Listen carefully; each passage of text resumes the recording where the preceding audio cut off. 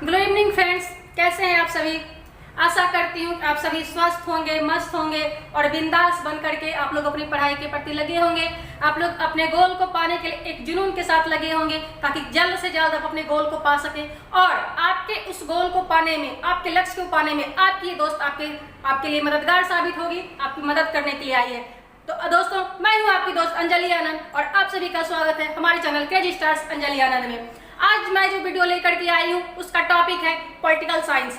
Political science, राजनीति विज्ञान। आपको भी पता है कि हमारे देश में कोई इसे राजनीति विज्ञान कहता है, कोई राजनीति शास्त्र कहता है, कोई राज व्यवस्था कहता है और इस तरह के बहुत सारे शब्द इसके लिए इस्तेमाल किए जाते हैं। और आज की वीडियो में हम जानेंगे कि आखिर इस राज व्यवस्था की, इस राजनीति की, इस पॉलिटिकल साइंस की उत्पत्ति कैसे हुई, कहाँ से हुई, इसको किसने व्याख्यात्मक वर्णन किया है और कौन कौन से इसके पहलू हैं। इन सारी चीजों को जानने से पहले अगर आप मेरे चैनल पर आज पहली बार आए हैं तो आप मेरे चैनल को सब्सक्राइब करना ना भूलें और साथ ही नोटिफिकेशन बेल को भी आप प्रेस कर लें ताकि जितने भी मेरे वीडियोज अपलोड होते हैं तो वो आप तक पहुंच जाए बिना किसी डाउट के, बिना किसी प्रॉब्लम के। तो चलिए शुरू करते हैं आज का अपना वीडियो। और मैं आज चर्चा करने वाली हूँ पॉलिटिकल साइंस यानी कि पॉलिटी विज्ञान किसे कहते हैं। तो मैं आपको बताऊं कि भारत में पॉलिटिकल साइंस के लिए एक वर्ड यूज होता है, राजनीति।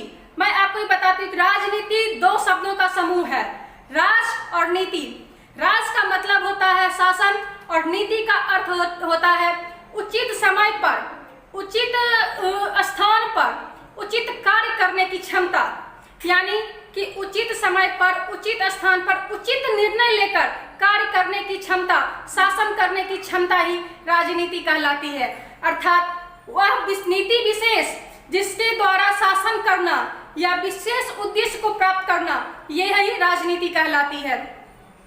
अगर सामान्य शब्दों में कहा जाए तो कि जनता के सामाजिक आर्थिक स्तर का विकास और उनके जीवन स्तर को ऊंचा करना ही राजनीति कहलाती है।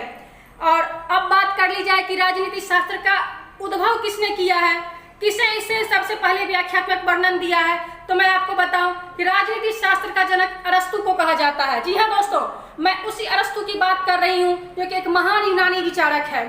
अरस्तु न सिर्फ प्लूटो के शिष्य हैं बल्कि सिकंदर महान के गुरु भी रह चुके हैं और इन्होंने ही राजनीति विज्ञान को एक व्याख्यात्मक अध्याय जोड़ा है उसमें। और राजनीति को अंग्रेजी में पॉलिटिक्स भी कहते हैं। पॉलिटिक्स का जिसका कहा जाए कि पॉलिटिक्स का उत्पत्ति जो है वो भी ग्रीक वर्ड से ही हुआ है, यानी कि पॉलिटिक्स की उत्पत्ति भी ग्रीक वर्ड पॉलिस से शुरू हुई है और जिसका अभिप्राय होता है राज्य करना। अब बात आती है कि पॉलिस कहते किसे हैं, पॉलिस क्यों यूज किया जाता है। तो मैं आपको बताऊं कि आपको भी पता होगा कि ग्रीक यानी कि यूनान में उस समय छोटे छोटे राज्य हुआ करते थे, जैसे एथेंस, स्पार्टा, इस तरह के छोटे छोटे राज्य हुआ करते थे और उनकी शासन व्यवस्था को बनाने के लिए उनके लिए पॉलिस वर्ड का यूज किया जाता है। और वही पॉलिस वर्ड जो कि ग्रीक में यूज होता था वो हमारे हिंदुस्तान में आकर के पॉलिटिकल साइंस बन गया है, यानी पॉलिटिक्स बन गया है। अब बारी आती है कि भारतीय राजनीतिक व्यवस्था की विशेषता की, कि आखिर हमारे भारतीय राजनीति की विशेषताएं क्या क्या है, क्यों ये महत्वपूर्ण है। तो भारत, आपको भी पता है कि भारत एक संघीय, संसदीय, लोकतांत्रिक गणतंत्र है, यानी कि भारत एक विशेष राजतंत्र का अनुसरण करता है। इसे सामान्य शब्दों में कहें तो केंद्र में एक केंद्रीय सत्ता वाली सरकार होती है और उसकी परिधि में ये केंद्र है, केंद्र में एक केंद्रीय सत्ता है और इसकी परिधि में इसके राज्यों के अंतर्गत भी एक सत्ता चलती है, एक शासन व्यवस्था चलती है जो कि केंद्र में बैठे हुए केंद्रीय मंत्रियों को, केंद्रीय प्रशासन को राज करने में, नियम और शासन करने में, सुचारू रूप से सारे राज्यों में अर्थव्यवस्था को, आर्थिक स्तर को, इंसानों के, आम नागरिकों के जीवन स्तर को सुधारने के लिए दिनानुदिन प्रयासरत रहती है और नए नए नियम लाती रहती है।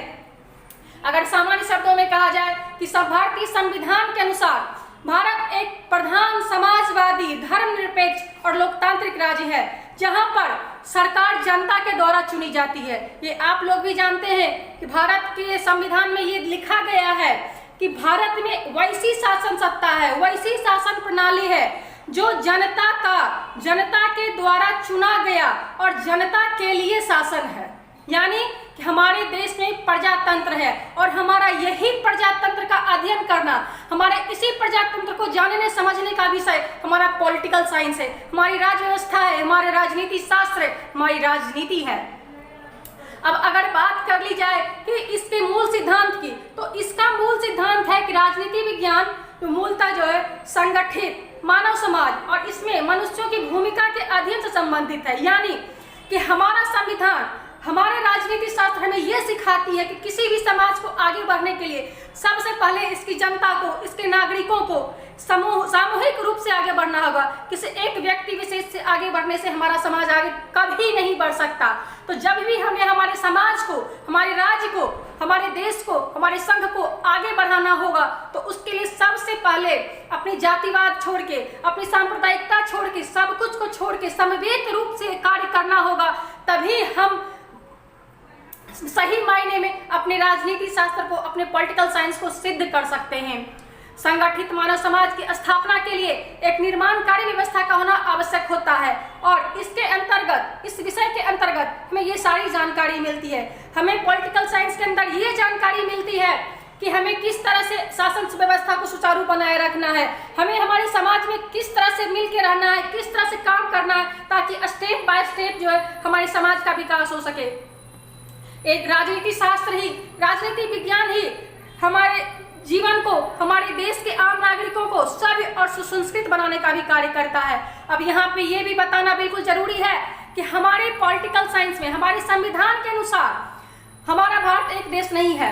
हम लोग जानते हैं कि हम लोग भारत देश के निवासी हैं, लेकिन हमारा संविधान कहता है कि भारत एक देश नहीं है, बल्कि संविधान के अनुसार हमारा भारत देश नहीं बल्कि राज्यों का एक संघ है, एक समूह है, जहां पर विधि व्यवस्था, यहाँ पे दोहरी विधि व्यवस्था अपनाई जाती है। दोहरी विधि व्यवस्था कहने से मेरा मतलब है कि एक तो केंद्र वाली सरकार और दूसरी हमारे राज्य की सरकार, और इस राज्य की सरकार को चलाने के लिए भी त्रिस्तरीय समिति बनाई गई है। त्रिस्तरीय समिति कहने से मेरा श्रेय है पंचायती राज व्यवस्था। जी हाँ दोस्तों, गाँवों में, शहरों में, हर जिले में को अलग अलग पंचायतों में बांटा गया है और ये पंचायती राज व्यवस्था ब्लॉक स्तर से लेकर के, ग्राम स्तर से लेकर के हमें जिला स्तर तक बिल्कुल सुदृढ़ और सुचारू रूप से हमारे लिए नीति व्यवस्था बनाती है। तो दोस्तों, मैंने आपको ये बताया कि हमारे राजनीति विज्ञान में क्या क्या विषय आती हैं और इसके अगले पार्ट में हम फर्स्ट चैप्टर को जानेंगे और हम समझेंगे, अपने डिटेल्स में सारे टॉपिक्स को समझेंगे। तो दोस्तों, आप मेरे चैनल को लाइक एंड सब्सक्राइब करना ना भूलें। तब तक के लिए जय हिंद।